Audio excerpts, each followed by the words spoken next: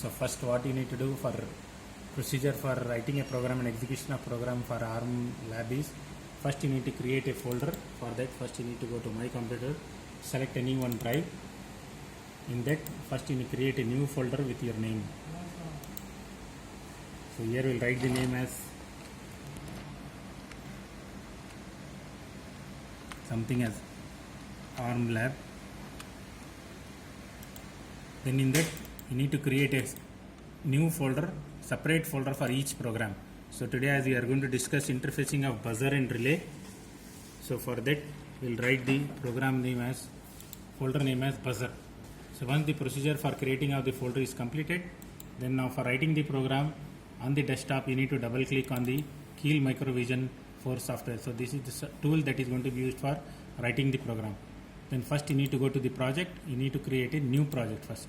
For each program you need to create a new project. So go back to your folder where you have created now. So we have created in D drive ARM lab folder. So now in this folder, in buzzer, now we'll create a project name. So as we are going to do the program for buzzer and relay, so I'll write some name as buzz relay. So just don't give any extension for this, just you type the program name of the project should be related to the program what you are writing. Then now we need to select the device. So as we are going to go for LPC 1768, so just type 1768 here, then select this device, then press OK. For this, then next you press no. Your project is going to be created. Now we need to write the program. For writing the program you need to go for the file, then press new. So an editor window will open. Now here you need to type your program in this area. So what you'll do, will paste the program. So now the program has been written. After typing the program, you need to save the program, and your program again need to be saved back in the folder where you have created for that program. So by default it will go to the same folder, just you need to give the program name. As we are going to do the buzzer program, I'll put it as name as buzzer. And one important thing is here you need to give the extension as .c for this program, then save it. After saving this, now we need to add some files. So for that you need to click this plus, select this source group, then click right mouse button, then select add existing file to the group. So you need to add 3 files. First this C program file what is just now we have created, we need to add it. It will go directly to the default drive. Then after adding this, then we need to select the C drive, from where we are going to select 2 system files. So in C drive we need to go to Keel, ARM, startup, NXP, then LPC17XX. Then in this, as it is .c extension is already showing here, so you need to select the system file, add it, then change the file type extension to .s. Then you need to select this setup file. So one system file, one setup file, you need to add it. After adding 3 files, you close it. For checking you need to press this plus button. You can see all these 3 files are available here. Once these 3 files have been added, now we need to compile the program. For that you need to go to the project and you can go for build target. So here it will show if no errors are there, it will show as 0 errors. Once 0 errors are going to be there, now the program has been compiled. Now for seeing the output, first what you need to do, you need to go to the select target. On target you press right mouse button, then go to option of the target. Then in that you select this tab output, then you put this checkbox create hex file. Then next you need to go to the linker, then you need to check this use memory layout from the target dialog box. When these 2 boxes have been checked, then you need to press OK. Then now we need to go back to the project and rebuild it. So this procedure is for creating the hex file. So you can see here it has been shown as creating hex file buzz relay with 0 errors. So the hex file has been created. Once hex file has been created, now we can dump this program on the kit and we can check the output. So for checking the output, for that we need to use another tool that we call it as Flash Magic. If you double click on that, then this window will be visible. So what you are going to do is, kit is going to be connected to your computer to a certain port. So first you need to check which port your kit has been connected. So for checking the procedure is, you need to go to my computer, right click on this, then you go to manage, then in that you select device manager. So here it will be there.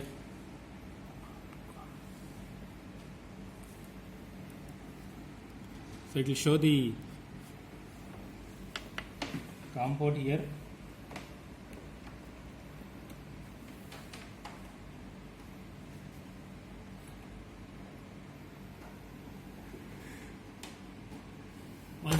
once the device is going to be connected, then you are able to see the ports. Then in that you check what is the port for this USB serial CH340, it is COM port 3. So once we have verified, then you need to change that COM port 3 here. So device name is LPC COM port 3. Once these two changes have been done, then ensure that baud rate is 19200. Then we'll go back and browse the file. So we need to go to we have saved it in D drive, ARM lab, buzzer folder. You can see here hex file will be there. Select this and open it. Then you need to press this start button. For dumping new program, you should ensure that your kit is turned on. Power supply for the kit is going to be turned on. So now you can see the program has been executed, it has been shown finished. Now in this kit, we have this part. This is the part what we are going to have the buzzer. So this is our relay, this is buzzer, and this is the push button what we need to press. So once I am going to press this push button, you can see we'll be able to hear.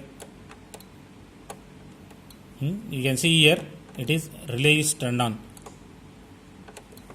So relay is going to be turned on. So what we can do is we can turn on relay, we can turn on only buzzer, or we can turn on both relay and buzzer.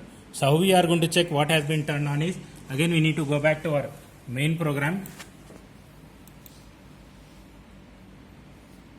In the Keel software. So here you can see this number need to be changed. So just now we have seen an output for only relay was turned on. Why? Because the number that we have written it as here is 2. Now if you want to turn on only buzzer, then I need to change this number as 1. Change this number, then again save this file, go to the project and again rebuild it.